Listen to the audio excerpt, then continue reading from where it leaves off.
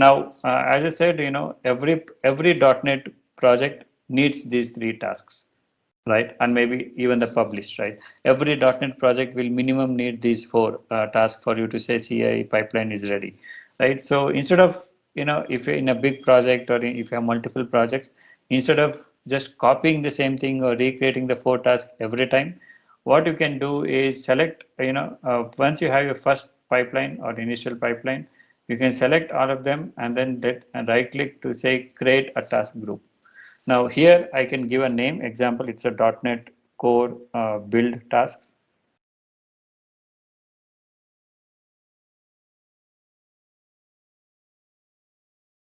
Sorry, yeah.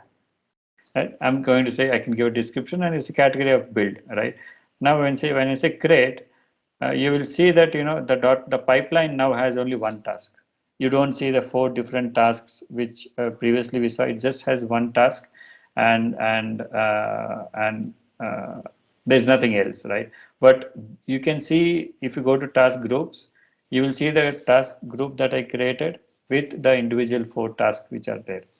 So now imagine you have multiple .NET project pipelines, all of them referring to this task group.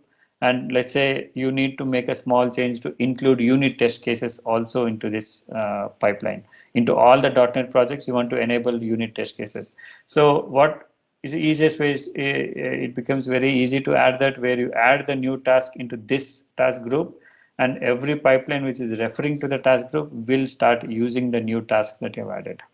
Okay, so now if I just go back and edit, I'll see one task, but when I queue and I execute, and when at the time of execution, the task groups are basically replaced with the individual tasks and their variables, their dynamic values, and then you will see the complete log and execution. So if you see now, it will, while initializing, it will read the task group and individual task you can see, and you can start troubleshooting and and look into the output. Okay.